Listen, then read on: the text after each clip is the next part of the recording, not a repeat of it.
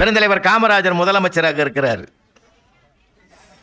அப்போ என்ன பண்ணிட்டாங்க, இப்போல்லாம் இந்த டிவி கிடையாது, அப்போது ரேடியோ தான். 6 மணிக்கு செய்தி வரும். 6 மணிக்கு செய்தி ஆன் பண்ணிட்டாங்க. எங்கள் எம்எல்ஏ ஹாஸ்டலில் மாண்புமை மூக்கையா தேவர் எம்எல்ஏ சட்டமன்ற உறுப்பினர், அவருக்கு ஒரு பியூனு, அவன் பேர்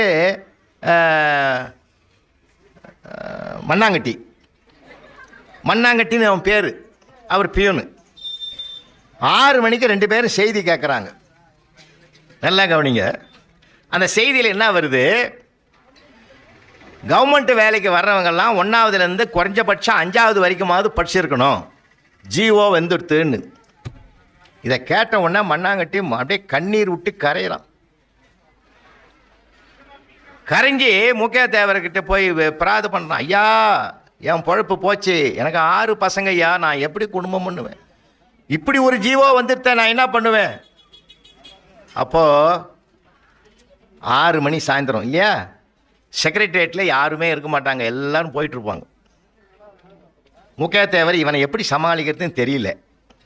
சரி, இவனுக்கு ஆறுதலாக ஏதாவது பண்ணுவோன்னு சொல்லிவிட்டு டெலிஃபோனை எடுத்தார், டயல் பண்ணார் செக்ரட்டரியேட்டுக்கு, தலைமைச் செயலகத்துக்கு. அப்படி டயல் பண்ணி ஃபோனை எடுத்து ரிங் ஆச்சு. ரிங் ஆன உடனே அதை இவங்கிட்ட கொடுத்து சொன்னார், மண்ணாங்கட்டிக்கிட்ட கொடுத்து, படிக்காதவரே முதலமைச்சராக இருக்கிற போது படிக்காத நான் ஏன் பியூனாக இருக்கக்கூடாது அப்படின்னு கேள்றான்ட்டார். நம்ம மண்ணாங்கட்டி என்ன பண்ணார், அந்த ஃபோனை கையில் வாங்கி படப்படன்னு பேசிட்டான். படிக்காத ஒருத்தரே முதலமைச்சராக இருக்கிற போது படிக்காத நான் ஏன் மண்ணாங்கட்டி பியூனாக இருக்கக்கூடாது அப்படி முக்கிய தேவர் கேட்க சொன்னாருன்ட்டான். ஃபோனை வச்சிட்டான். இப்போ முக்கிய தேவர் ஆடி போச்சு.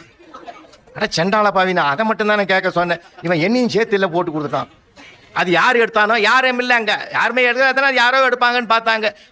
அவர் என்ன நினச்சா தெரியுமா, மண்ணாங்கட்டி மாதிரி அங்கே ஒரு பியூன் தான் கடைசி வரைக்கும் இருப்பான், அவன் தான் அட்டன் பண்ணுவான்னு அவர் நினச்சாரு. 15 நிமிஷத்தில் இந்த 2 பேரையும் வர சொல்லி ஆள் வருது. உங்கள் 2 பேரையும் வர சொன்னாங்க.